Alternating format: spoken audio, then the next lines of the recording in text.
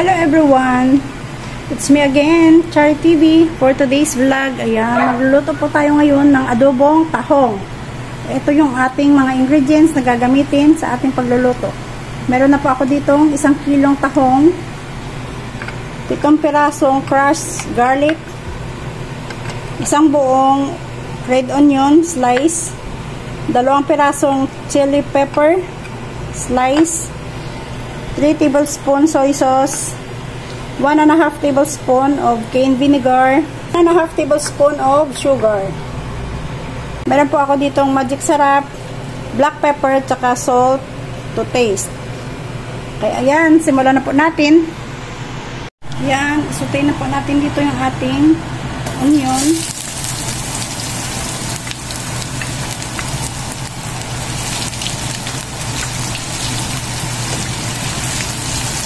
Hanggang sa maging translucent po yung kanyang itsura, and then i-add na po natin dito yung ating crushed garlic,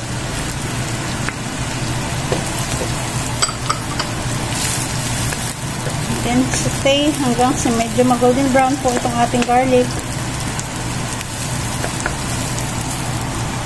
Ayan, kapag medyo aromatic na yung amoy ng ating garlic, ayan, i-add na po natin dito yung ating mussel. And then, isaute po natin siya hanggang sa lumabas po ang kanyang tubig.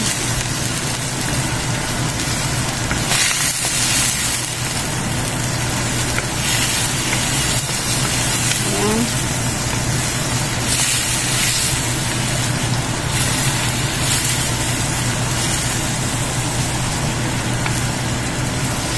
Kusang lalabas po ang kanyang tubig. Magtutubig po siya kapag iluluto natin siya. Ayan. Then, mag-add na po tayo dito ng ating soy sauce.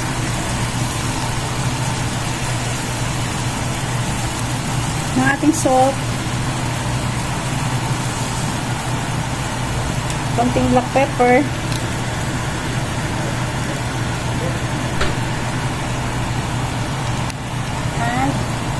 Konting sprinkle ng ating magic sarap. Ayan siya.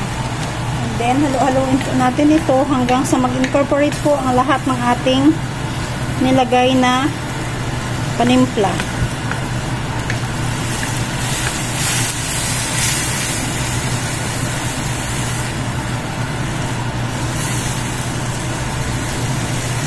Hayaan lang po natin itong kumulo hanggang sa maluto po itong ating mussel.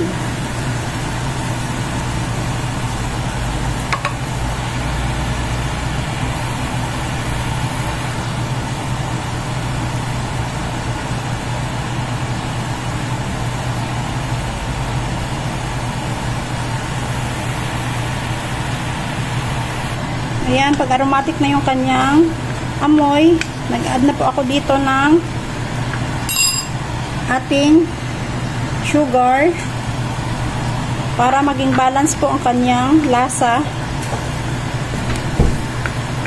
Ayan, pero kailangan pa po nating i-reduce itong ating liquid kasi medyo matubig po talaga siya. Kusa po niyang tubig ang lumabas dyan. Hindi po ako naglagay ng additional na tubig. Ayan, kailangan lang po natin i-reduce yung kanyang liquid. Ayan, pwede na rin natin itong timplahan. Tikman na po natin ang kanyang lasa.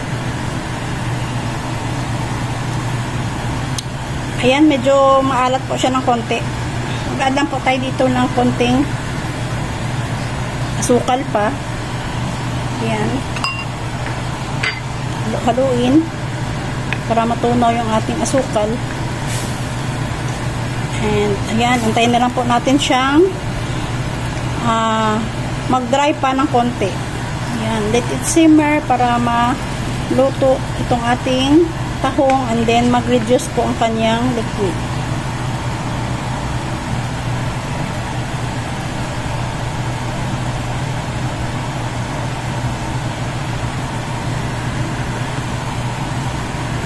Ayan guys, oh. Ang bango na po ng kanyang usok.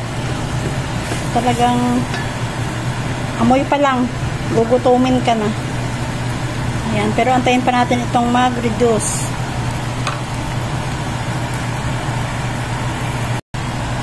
Ayan guys, dahil nag-reduce na po ng konti yung kanyang tubig, mag-add na po ako dito ng konting itong isang tablespoon ng red cane vinegar. Ayan. And then, hindi po natin siya haluin para mas lalo pong maluto yung suka na ating nilagay. Hayaan lang po natin siya mag-simmer ng kahit 5 minutes.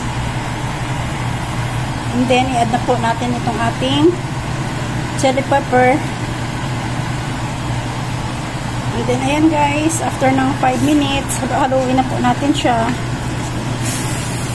para mag-well combine na po yung nilagay nating suka sa ating adobo. Ayan siya.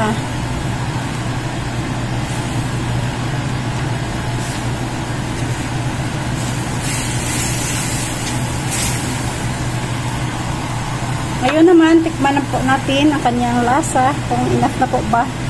Kung balance na po yung kanyang lasa. Ayan guys, sobrang sarap na po niya. Nakagutom na. Parang gusto ko nang kumain. Pero kunti na lang. Malapit na po itong maluto. Just a little simmer pa para mabawasan pa ng konti yung kanyang liquid. Yan guys, nag-reduce na po yung kanyang liquid and it's done. Turn off na po natin ito sa ating heat. Yan. Our adobo is ready. Our adobong tahong is done. Ready to serve.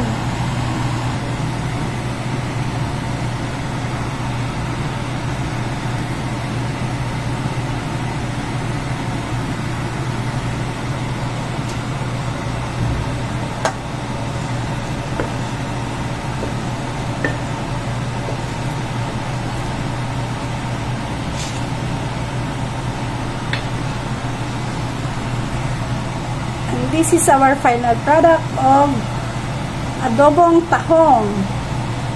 Yan siya guys, oh.